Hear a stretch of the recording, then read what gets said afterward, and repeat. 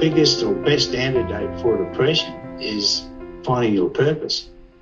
So that goes without saying. I'm sure when we have purpose, we have a reason to wake up in the morning.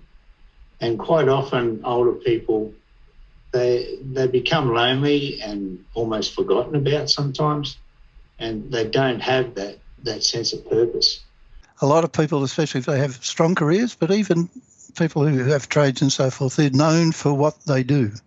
And there's a sense of belonging and being able to be a provider, having a career, and that's very important. That is your identity, and a lot of your connections relate to work, more so than you'd ever believe. Your social contacts, your mates are your workmates and so forth. So when you reach retirement, they disappear. So all of a sudden, you're left without a purpose of doing it. Most of these women, everybody's got 2 or 3 or 4 living children and 4 or 5 or 6 grandchildren. And they've been the matriarch, the power behind this growing family, watching the kids go through school and get their jobs and get their promotions and succeed in life. And a woman has been at the center of this incredible, powerful, emotionally satisfying group of people. So their whole role in life finishes. It's like there was this remarkable structure around them, and suddenly there's no structure and they're just lost. So there's a change in lifestyle. The kids have grown up, they've left home, you've got grandchildren and so forth. So now the 2 things that were important to a lot of people, employment, role, purpose in a job, children, role, purpose in growing them up, have all vanished. And you're now left with a feeling a burden. And that builds and builds and builds, and we start that downward spiral into uselessness, hopeless, unwanted, and that can be the disease of old age. And within the sense of loneliness, there's an even worse situation, and that's a situation of feeling alone.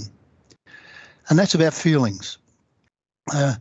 You feel like you're the only person in the world that feels like you feel, that went through the same suffering as you feel.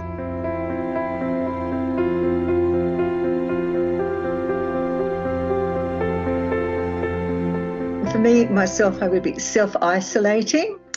I would be not very in communication. That be a lack of communication, my self-neglect. I'm like most people, I hide it quite well. We get very good at covering up. We get good at pretending, of telling lies to cover it.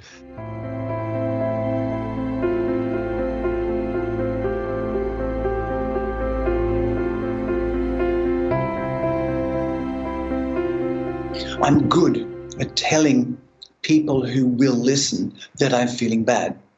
Most people don't want to listen. The biggest gift that I can ever give to somebody is to shut my mouth, be with them and hear them. And I've always thought that's useful, but it's very hard to do that. They've got to have a connection to you, not that you're just another patient, push you through the system.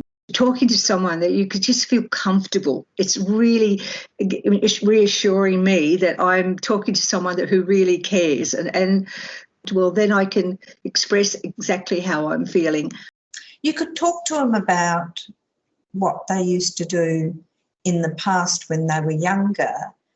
And they just love reminiscing and talking and sharing stories of the past. I want to feel validated, I think, that someone is listening to my needs and my requirements, and that I be treated with respect.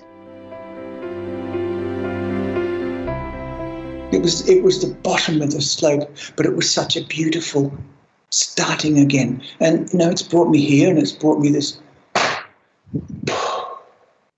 lovely position of being helpful and useful, and so bloody proud of myself that, as I said, I wouldn't be dead for quids.